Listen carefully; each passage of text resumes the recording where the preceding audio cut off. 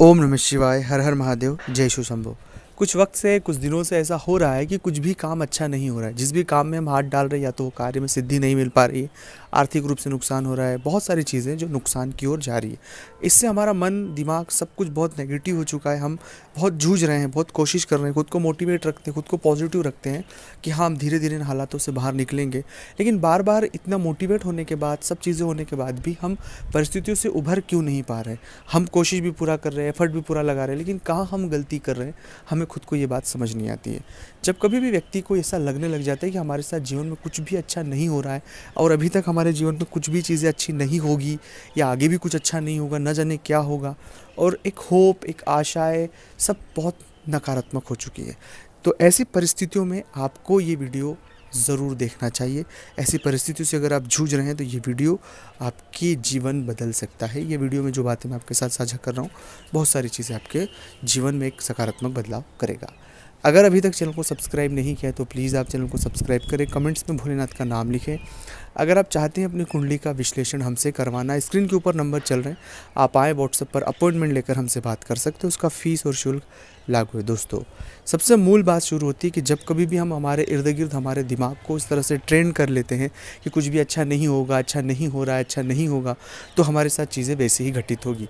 यह चीज़ें सब राहु से जुड़ी हुई है, क्योंकि राहु का एक स्वभाव ही होता है कि खुद को जो मिरर है, हम हमारे अंदर जो खुद को हम देखते हैं, खुद को खुद से देखना, वही चीज़ें आपके साथ सच घटित होती नजर आएगी।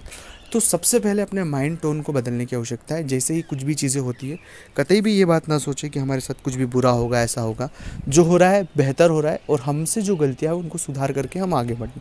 जब आप ये एटीट्यूड अपने अंदर रखेंगे, डेफिनेटली आपकी सफलता के चांसेस बढ़ जाएंगे।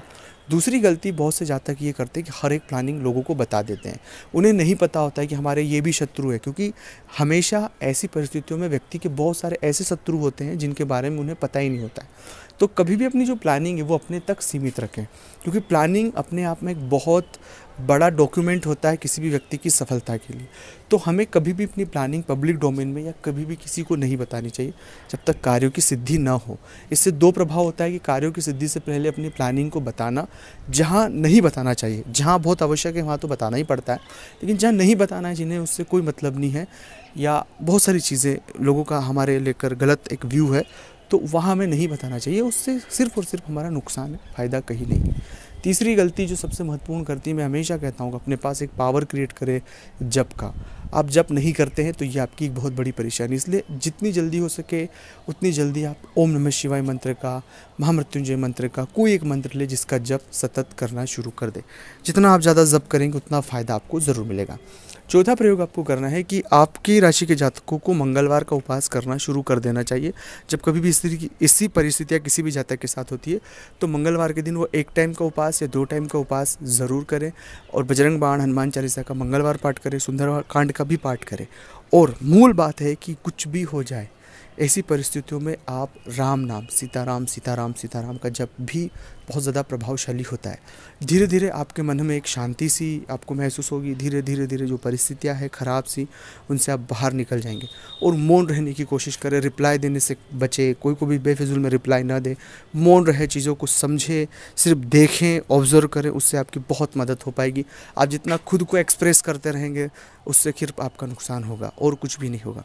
तो ऐसी परिस्थितियों में बहुत मौन रहकर ऑब्जर्वेशन का जो पावर है हमारे अंदर, उसका पॉजिटिव यूज़ हमें करना है। उससे बहुत बहुत हद तक हमें चीज़ें समझ आएगी। एक बात यह भी है कि बहुत जल्दी किसी पर यकीन करना, ये भी एक गलत